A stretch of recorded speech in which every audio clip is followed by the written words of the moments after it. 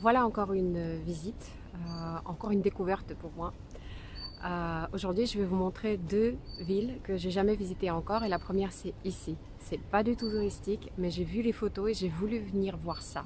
Derrière moi, vous avez une fabrique qui a été construite en 2015 par un fabricant et il a utilisé, je pense qu'il s'est servi des architectes et avec un magnifique lac qui est juste ici, il a pu faire quelque chose de juste sublime, juste incroyable.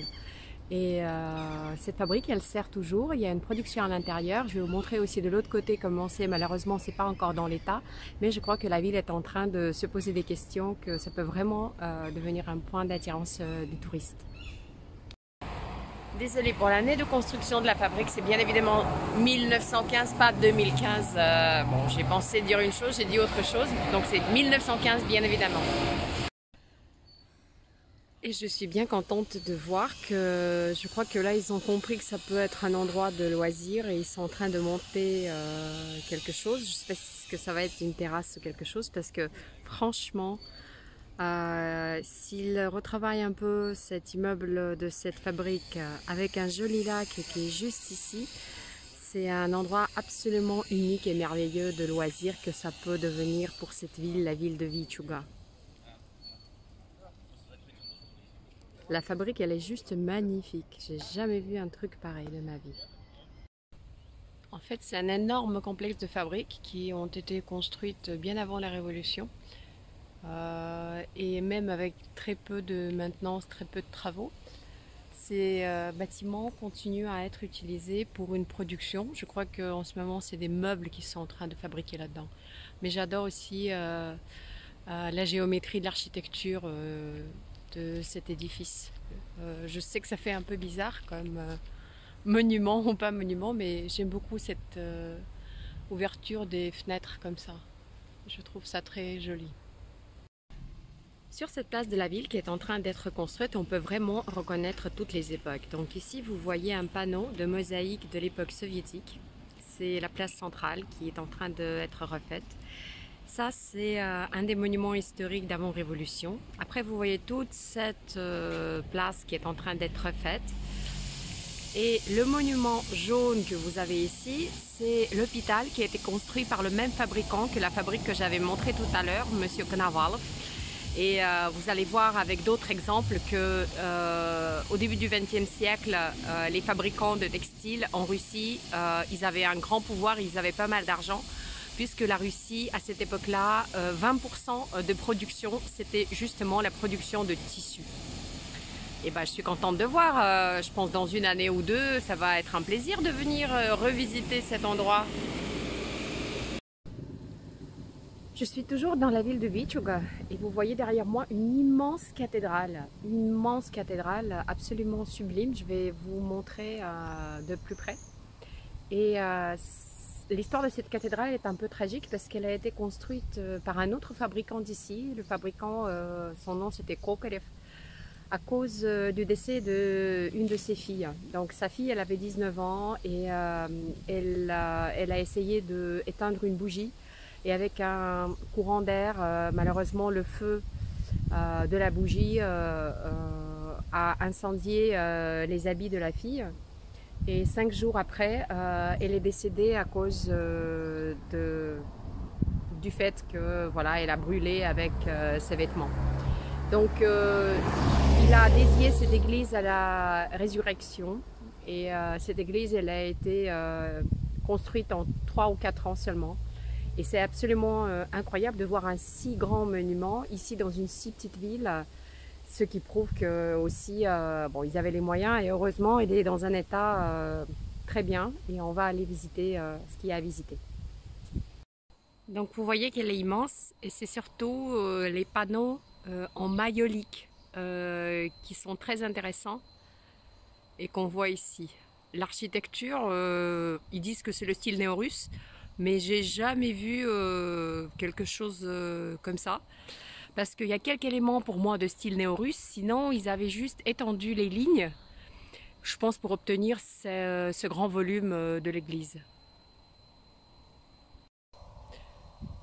Une très belle porte d'entrée sur un des côtés de ce monument.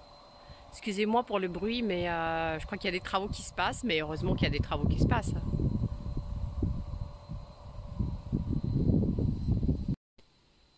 Et donc ce clocher, ça fait en même temps très central. Je crois que c'est la partie encore la moins restaurée. Je pense qu'ici on peut voir justement le travail qui a dû être fait sur les côtés de l'édifice. Mais c'est très très beau.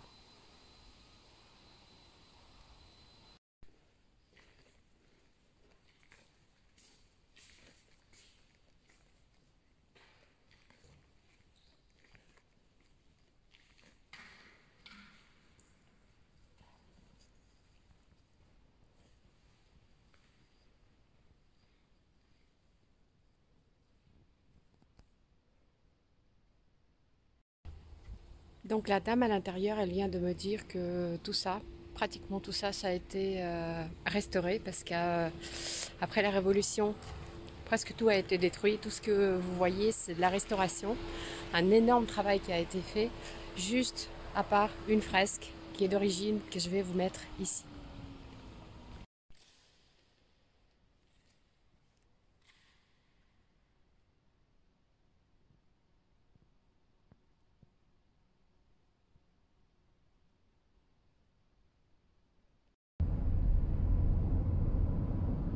Et un petit peu de route, un peu de déplacement entre les villes.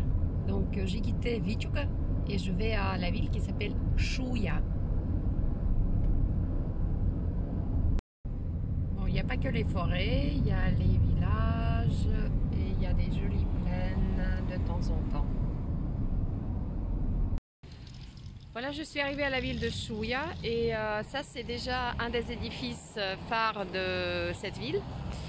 C'est une cathédrale avec un clocher qui fait 105 ou 106 mètres de hauteur, qui est le plus grand en Europe pour des clochers qui ne font pas partie du même bâtiment que le bâtiment de l'église. Et on va aller découvrir ça. En m'approchant de cette cathédrale, on voit ce monument. Ça, c'est un monument édifié pour tous les croyants qui ont péri pendant la Révolution. En fait, ce qui s'est passé ici dans les années 20, c'est que y a eu une espèce d'émeute et les religieux, ils ont été accusés de ça. Et ça, c'était le début de tous les émeutes contre les religieux. Et beaucoup de religieux, finalement, ont péri et ont été emprisonnés. Ils ont été, malheureusement, par les révolutionnaires, par les bolcheviks, ils ont été éliminés. Et en fait, ça a commencé par l'histoire qui s'est passée sur cette place, dans cette ville, quand il y a eu quelques morts à cause de quelques émeutes. Et c'est les religions qui ont été accusées de ça. Ici, en fait, il raconte un peu plus précisément l'histoire de ces émeutes. Il concerne cette icône-là, qui était peinte au XVIe siècle, quand il y a eu une maladie très grave. Et le peintre qui a peint cette icône, il a vu des miracles se passer avec cette icône. Donc en fait, cette icône, elle a sauvé la ville au XVIIe siècle. Elle était très appréciée par les habitants d'ici. Et c'est quand le 15 mars 1922, les bolcheviks ont voulu l'emmener, cette icône, c'est là que les gens se sont opposés à ça. Ils ont essayé de la protéger. Et c'est comme ça que s'est passée toute cette histoire, malheureusement, qui a fait démarrer finalement plein de meurtres de religieux en Russie bolchevique. Alors vu d'ici, il est absolument clair que la cathédrale et le clocher sont bien séparés l'un de l'autre et la cathédrale se trouve beaucoup plus loin et elle est là-bas.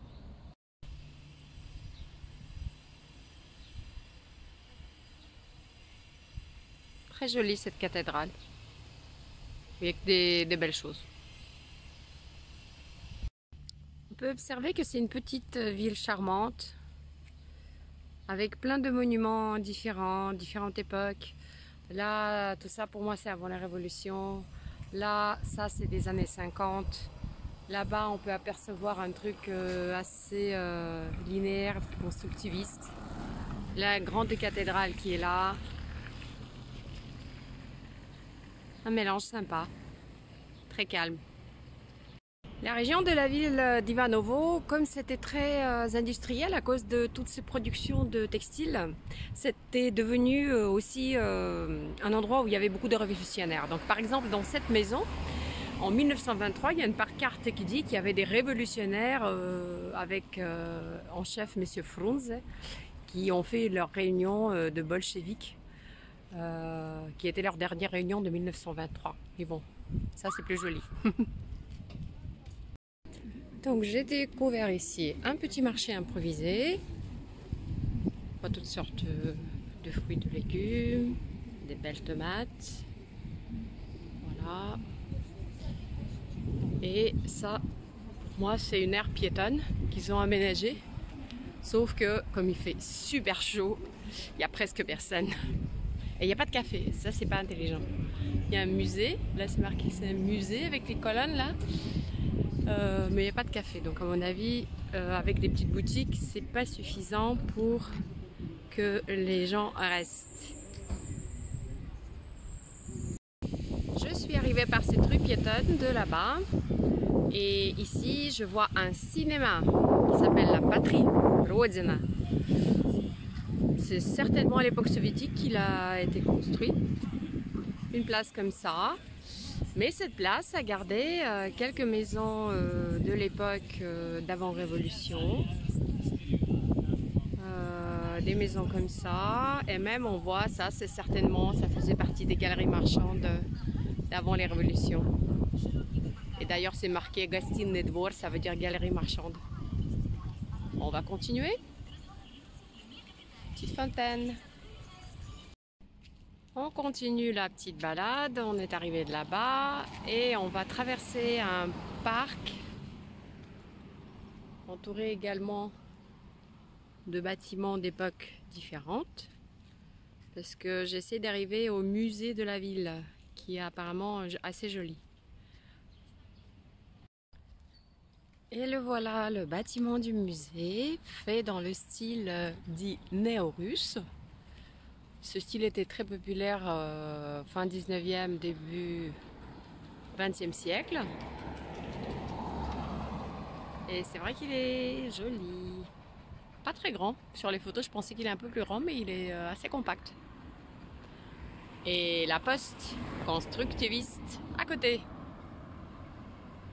Vraiment un grand mélange cette ville. Donc la pancarte nous dit que le bâtiment il a été construit en fait au début du 19e, mais ensuite il a été reconstruit dans ce nouveau style néo-russe en 1904-1905. Ça a servi de la mairie à cette époque-là. Et maintenant c'est un musée. Il est d'ailleurs fermé aujourd'hui, j'ai pas de chance. Il est fermé pour journée sanitaire, ça s'appelle en Russie. Mais il est bien sympa. Je cherchais à manger et j'ai trouvé une adresse. Alors, est-ce que c'est le restaurant de gauche ou celui de droite? On va voir.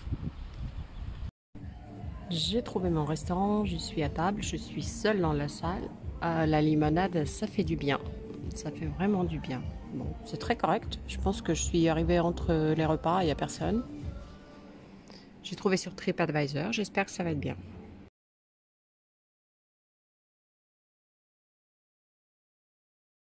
J'ai trouvé un joli hôpital construit en 1841, mais il est conservé.